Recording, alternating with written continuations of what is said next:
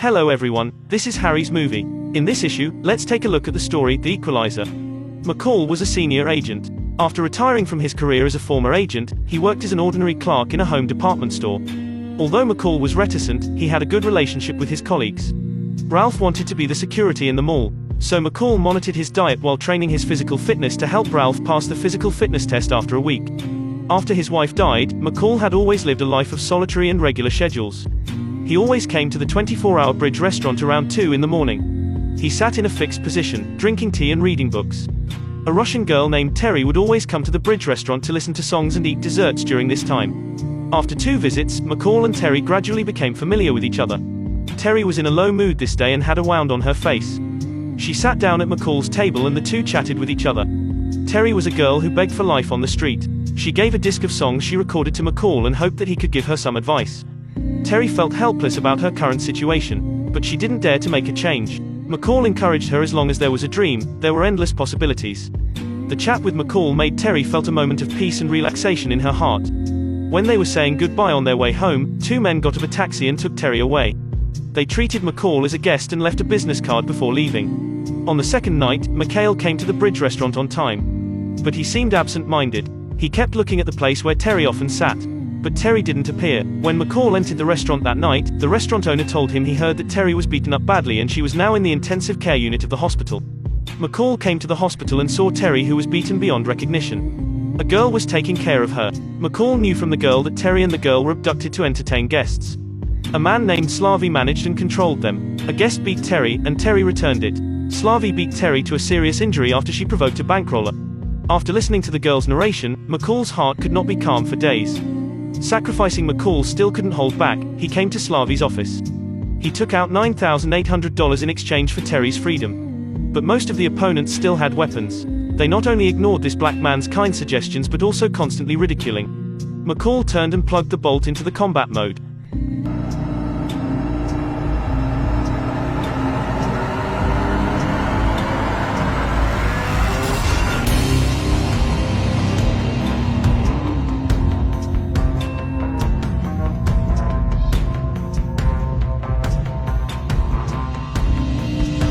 It took him 19 seconds to kill 5 people including Slavy. In the end, he still sat next to Slavy. Why didn't you receive the money I gave you? The police concluded that the murder case was a dispute between gangs fighting for territory. The big boss above Slavy sent Teddy, a capable man, to investigate the matter thoroughly. This day was the day when Ralph took the test. But McCall learned from his colleagues that Ralph proposed to resign. It turned out that a small restaurant opened by Ralph's mother had a fire. McCall knew at a glance this was not an accident at all. After squatting, he finally found the clue. 2 corrupt police officers regularly collected protection fees from shops along the street. Ralph's mother was not willing to pay. The 2 policemen set up a fire as a warning. McCall recorded the scenes of the 2 collecting protection fees. Then he flattened him and threatened them with video and asked them to return all the money they had collected. The 2 policemen had to do it to keep their jobs. Ralph, who has no worries, was about to go to work again and pass the physical fitness test. But he didn't know that it was because of McCall's secret help. Here Teddy didn't find clues among the various gangs, but he found out that Terry had disappeared since Slavy was killed. So he tracked down the girl who was close to Terry. The girl lied to protect Terry that she was not familiar with her. After investigation, Teddy found that the girl had told a lie and brutally strangled her on a chair. After checking the surrounding monitoring, Teddy focused on McCall. He came to McHale's residence under the guise of police investigating the murder. After a short conversation, they both felt that each other was not that simple.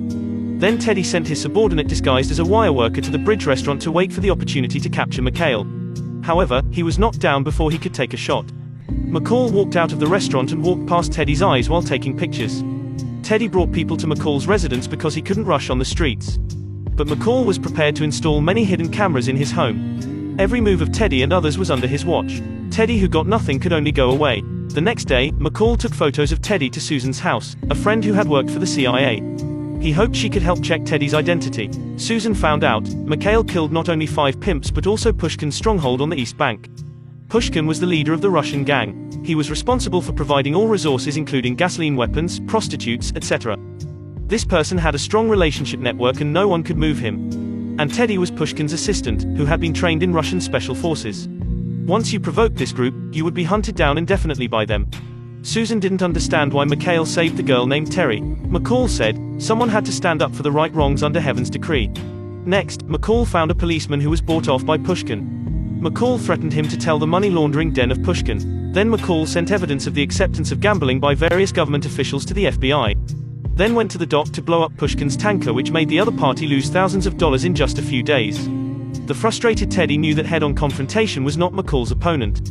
So he caught Ralph and a few employees in the mall and forced McCall to arrest him. When Teddy arranged the manpower to kill McCall on his way here, McCall used a strategy of slamming people into the mall and used small skills to solve the two hostage gangsters. Then he asked Ralph to take his colleague away from the back door. When Teddy and his subordinates rushed to the mall, McCall had already set a trap and was in full battle array. He first killed one person with a high-strength barbed wire mesh, then used a long-handled saw to harvest double kills, then he got 3 kills with an electric drill. The tools in the mall have become McCall's weapons to subdue gangsters. Ralph returned to the mall to help McCall after sending his colleague away safely. McCall let Ralph go to the distribution box to turn on the power. And he went to draw the attention of Teddy and others. The microwave oven started to operate after the power turned on. The combustibles that McCall put inside exploded. When Teddy rushed to the power distribution room to shoot at Ralph, McCall appeared handsomely with a gun in his hand. Poor Teddy was still asking McCall before he died, "Who are you?" 2 days later, McCall came to Pushkin's residence in Moscow. Pushkin was electrocuted under his design. The whole criminal gang was uprooted by McCall alone. Since then, McCall had returned to a quiet and low-key life. Terry also regained her voice and started a new life. Although it is the old way of a lonely hero, Denzel Washington deserves the title of actor, and his acting skills are still good. I've seen one of his John Q before and it was very exciting. Those who are interested can also see this film. Okay, this is the end of this issue. Friends who like it, don't forget to like and subscribe. Thanks for watching, see you next time.